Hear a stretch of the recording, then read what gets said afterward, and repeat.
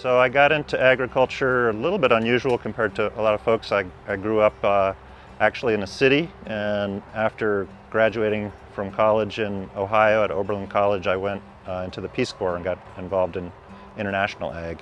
So that was my first introduction. Spent a lot of time working with small farmers over in West Africa who were spending an enormous amount of time weeding, and that really caught my attention. Came back to the US interested in ag. I actually got a degree in economics, worked on some farms for a few years, mostly small organic farms, and saw that they also had a huge problem with weeds. So then I went back, decided to do some studying, went back to graduate school, got a degree in horticulture, Cornell University, stayed on ever since, interested in weed management and vegetable crops. Went through a few different positions. Came to Michigan State in 2007 as an assistant professor, sustainable agriculture, sustainable vegetable production, with an emphasis on weed ecology and weed management.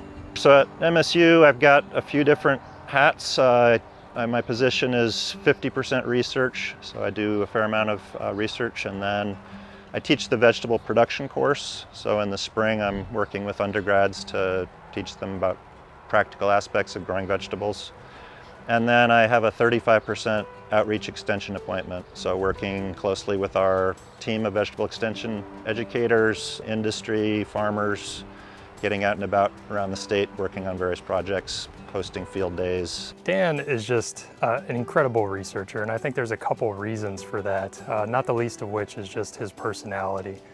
He's easy to get along with, and he genuinely cares about the growers, his colleagues, his students. That's a start, but the other aspect is just the breadth of experience that Dan brings to the program here. It's never a dull moment, so it's really fun to be, it's raining today, but most days out in the field in the summer, interacting with really diverse growers that we have in Michigan. We work with anybody from a 2-acre farm to 2,000 acres. I think what Dan has done is built relationships with farmers across, not just across Michigan, but across the country. And I think that he serves as an amazing resource, but I think another huge part of the benefit of working with Dan and the kind of pleasure of working with Dan is that he's always curious and he's always learning.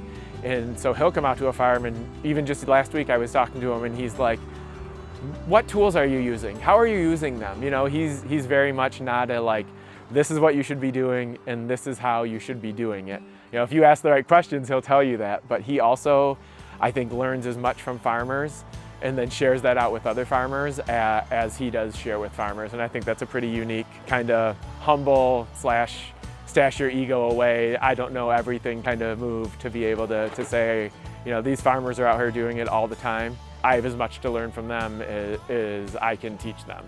Currently, Dan does some research for us, a lot to do with ag tech. Some things to keep us sustainable and our industry sustainable here in Michigan. He's been doing some work on with robots and with electric vehicles, doing research and finding out if those are viable options for the vegetable industry here in Michigan.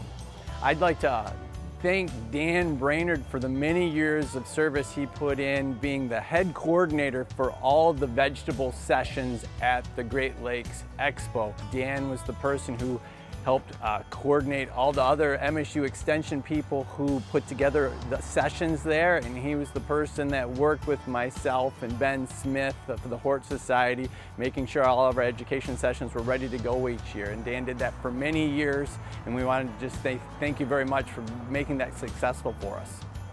I've worked quite a bit with the Veg Council over the years and really appreciate, they've been instrumental in supporting a lot of our research. So it means a lot that they've provided this award for me, that they value some of the work that we're doing.